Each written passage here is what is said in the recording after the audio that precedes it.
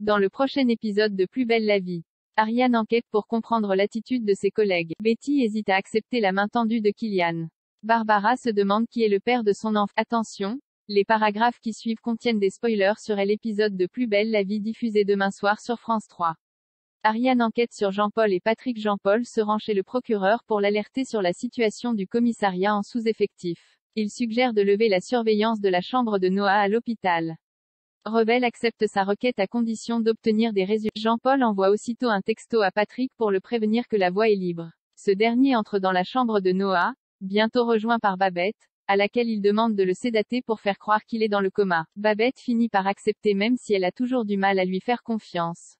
De retour au commissariat, Patrick affirme à Jean-Paul que cela va leur permettre de gagner du temps. Mais le commissaire reproche à son collègue d'avoir impliqué sa femme.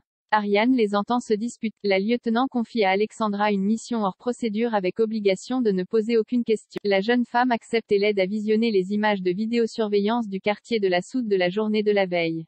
Ariane y voit l'altercation entre Patrick et Bauer et la Range Rover qui les a suivis.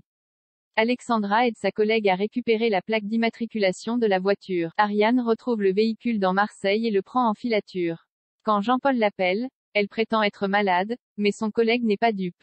Alors qu'Ariane continue de suivre la voiture, elle est confrontée à un dilemme lorsque son père l'appelle pour lui dire qu'il a fait une chute. Kylian prend soin de Betty. La mère de Betty, qui s'apprête à s'absenter pendant plusieurs jours, ne cesse de dénigrer sa fille, qu'elle accuse d'être alcoolique à force de l'entendre vomir. Betty sort de chez elle, enfile ses écouteurs et s'allume un joint, sans s'apercevoir qu'une voiture fonce dans sa direction.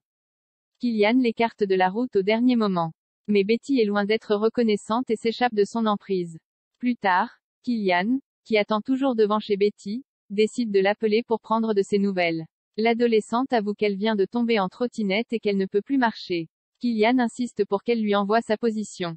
Il va ensuite la chercher en taxi et la raccompagne chez elle. Une fois rentrée, Kylian prend soin de désinfecter la plaie de Betty. Celle-ci est touchée par ses attentions. En partant se coucher, elle l'autorise à rester sur son canapé. Barbara affirme être enceinte de Tim. Barbara réunit Gabriel, Thomas, Léo et Francesco au Marcy, avant l'ouverture, pour leur révéler sa grossesse. Tous sont très heureux de la nouvelle. Barbara avoue qu'elle commence tout juste à se faire à l'idée et qu'elle est aussi très heureuse. Quand Léo lui demande l'identité du père du bébé, Barbara rétorque qu'elle préfère d'abord régler les choses avec lui. Au comptoir, Elisa l'observe.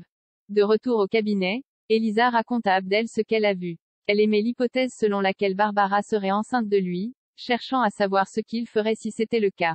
Mais Abdel lui promet qu'il se sent bien avec elle.